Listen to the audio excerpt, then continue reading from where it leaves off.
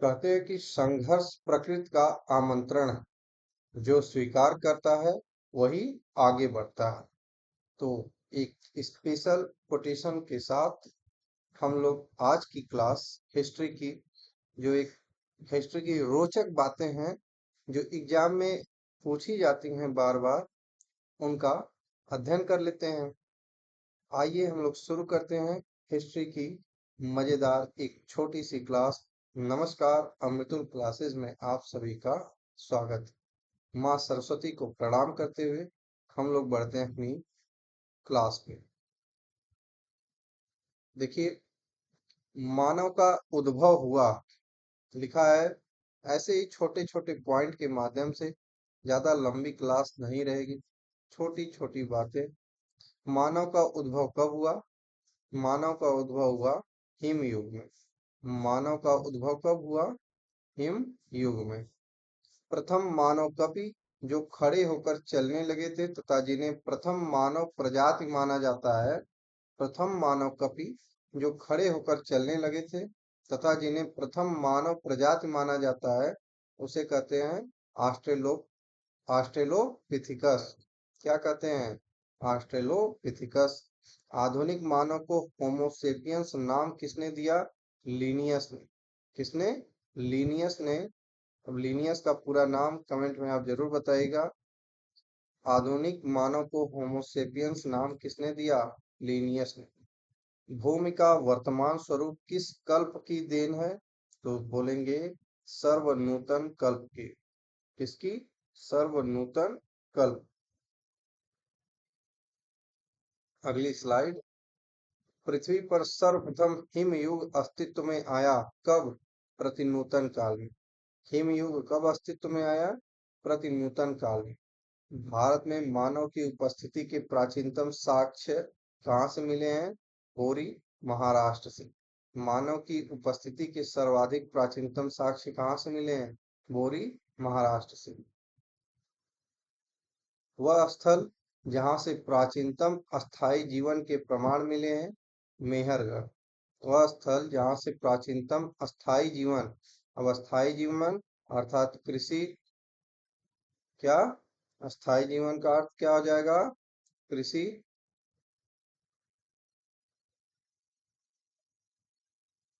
कृषि। और मेहरगढ़ से किस फसल के साक्ष्य मिले हैं? बताइएगा कमेंट बॉक्स में। भारत में पूरा पाषाण काल के प्रथम साक्ष्य मद्रास से। भारत में, देखिए ये वाला पॉइंट, भारत में पूरा पाषाण काल के प्रथम साक्ष्य कहाँ से मिला है? मद्रास से। भारतीय पाषाण युग के अध्ययन का प्रवर्तक किसे कहते हैं? इनका नाम बहुत ही इंपॉर्टेंट है, एग्जाम में बार बार पूछा जाता है।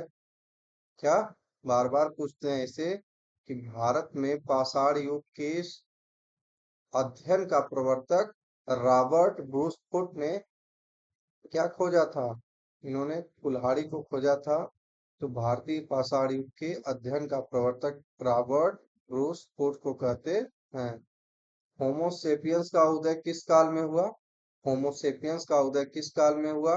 उच्च पुरा पाषाण काल में। होमोसेपियंस का उदय किस युग में हुआ? उच्च पुरा पाषाण काल में। मानव द्वारा पाला गया पहला पशु क्या है? मानव द्वारा पाला गया पहला पशु कुत्ता। क्या है? कुत्ता। मानव द्वारा प्रयुक्त पहली धातु तांबा। मानव द्वारा प्रयुक्त पहली धातु क्या है? तांबा। तांबे की सर्वप्रथम खोज हुई मेसोपोटामिया में 5000 ईसा पूर्व से 4000 ईसा पूर्व के बीच। मानव द्वारा उपयोग में लाई गई पहली फसल क्या थी? मानव द्वारा उपयोग में लाई गई पहली फसल 8000 ईसा पूर्व में क्या थी? जौ। पशुपालन का प्रथम साक्ष्य कहाँ से मिला? पशुपालन का प्रथम साक्ष्य आदमगढ़, मध्य प्रदेश, और दूसरा बागौर, राजस्थान से। नवीनतम खोजों के अनुसार कृषि कर्म का प्रथम साक्ष्य कहाँ से मिला? नवीनतम खोजों के अनुसार लहुरा देव, उत्तर प्रदेश से। लहुरा देव, उत्तर प्रदेश से। लहुरा देव से पूर्व चावल के प्राचीनतम साक्ष्य वाला स्थल कहाँ? लहुरा देव से क्या मिला? चावल। लहुरा देव से पूर्व, अर्थात जब लहुरा देव की खोज नहीं हुई थी, इससे पहले प्राचीनतम साक्ष्य वाला स्थल क्या था जहां से चावल के साक्ष्य मिले? कोल्डी हवा, इलाहाबाद में पड़ता है कोल्डी हवा। भारत में पूर्व प्रस्तर युग के अधिकांश औजार निर्मित थे किससे? स्फटिक से। किससे? स्फटिक से। कुंभकारी सर्वप्रथम प्रारंभ हुई कब? नवपाषाण काल में। सृष्टि के इतिहास का सबसे प्राचीन महाकल्प क्या? आद्य महाकल्प तथा सबसे अंतिम महाकल्प कौन सा है? नवजीवन महाकल्प, यानी नियोइक। अग्नि का प्रयोग मानव ने सर्वप्रथम कब किया? अग्नि का प्रयोग मानव ने सर्वप्रथम कब किया? नवपाषाण काल। सबसे कम अवस्था वाला पाषाण काल कौन सा है? मध्य पाषाण काल सबसे कम है। पाषाण काल को 3 भागों में बांटते हैं। जो मध्य पाषाण काल है, ये सबसे कम, यानी मिनिमम इसकी समय पाई गई थी। अर्श टीले सर्वप्रथम पाए गए कहाँ? दक्कन में। पृथ्वी के इतिहास का सबसे छोटा तथा अंतिम हिमयुग कौन सा है? प्रतिनूतन हिमयुग। पृथ्वी के इतिहास का सबसे छोटा तथा अंतिम हिमयुग है प्रतिनूतन हिमयुग। भारतीय उपमहाद्वीप का सबसे विस्तृत उत्खनित ताम्र पाषाणिक स्थल कौन सा है? नौदा टोली, मालवा। ताम्र पाषाण कालीन सभ्यता में पहली बार पकी हुई ईंट के साक्ष्य कहाँ से प्राप्त हुए? गिलुंद, राजस्थान से। सर्वप्रथम तांबे के कांटेदार बर्छे मिले? बिठूर, कानपुर से। 11वीं संस्कृति के वे दो पुरास्थल जो नगरीकरण के स्तर तक पहुंच चुके थे, उन्हें कहा जाता है दाइमाबाद और इनाम गांव। इनाम गांव महाराष्ट्र में है। कहाँ? महाराष्ट्र में है। तो दाइमाबाद कहाँ है बताइए? भारत में प्रागैतिहासिक पुरास्थलों के खोज का कार्य करता है पुरातत्व एवं सर्वेक्षण विभाग। भारतीय पुरातत्व विभाग का जन्मदाता किसे माना जाता है? अलेक्जेंडर कनिंघम को। भारतीय पुरातत्व विभाग का जन्मदाता अलेक्जेंडर कनिंघम। भारत में पुरातत्व विभाग की नींव डालने वाले वायसराय कौन थे? लॉर्ड कर्जन थे। लॉर्ड कर्जन थे। किसके बाद आए थे कर्जन? बताएं। लॉर्ड कर्जन किसके बाद आए थे?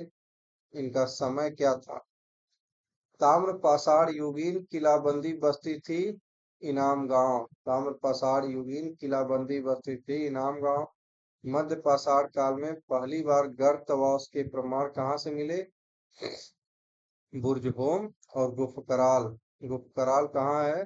कश्मीर में। कहाँ है? कश्मीर में। भारत में प्रथम लोहे के साक्ष्य 1000 ईसा पूर्व के लगभग पाए गए अतरंजी खेड़ा। कहाँ से? अतरंजी खेड़ा, उत्तर प्रदेश, एटा जिला। तो 1000 ईसा पूर्व में लोहे के साक्ष्य भारत में मिले थे। वह कल्प जिसमें पृथ्वी पर विशालकाय सरीसृपों यानी डायनासोरों का विकास हुआ, उसे क्रिटेशस कल्प कहते हैं। तिथि निर्धारण के बारे में बात कर लेते हैं कि जो सिंधु सभ्यता की तिथि को निर्धारित करने में स्तरीकरण, विदोषों से संपर्क, कार्बन डेटिंग, वृक्ष विज्ञान, मुद्राओं के साक्ष्य आदि का सहारा लिया गया। इसी के माध्यम से क्या किया गया? तिथि निर्धारण किया गया। तिथि निर्धारण यहाँ पे देख लें कि किसका क्या है। जैसे जॉन मार्शल ने क्या माना? 3250 से 2750 ईसा पूर्व। 3250 से 2750 ईसा पूर्व सिंधु सभ्यता। सिंधु सभ्यता का समय कितना जॉन मार्शल के अनुसार था? 3250 से 2750। मार्टिमर व्हीलर के अनुसार 2500 से 1500 ईसा पूर्व। अर्नेस्ट मैके 28 से 2500। हेयर सर्विस 2000 से 1500 ईसा पूर्व। एमएस वस 3500 से 2700 ईसा पूर्व। ऑलचिंस 2250 से 1750। इसमें जॉन मार्शल का याद रखिए और मार्टिमर व्हीलर का 3250 से 2750, और व्हीलर ने माना 2500 से 1500 ईसा पूर्व। तो यही हमारी छोटी छोटी बातें थी आज की। क्लास कैसी लगी जरूर बताइएगा। क्लास कैसी लगी जरूर बताइएगा इसके लिए। चलिए मिलते हैं अगले वीडियो में किसी अन्य इंटरेस्टिंग टॉपिक के साथ। ये टॉपिक इंटरेस्टिंग तो नहीं रहा होगा लेकिन एग्जाम के दृष्टि से बेहद महत्वपूर्ण है। नमस्कार। जय हिंद। जय भारत।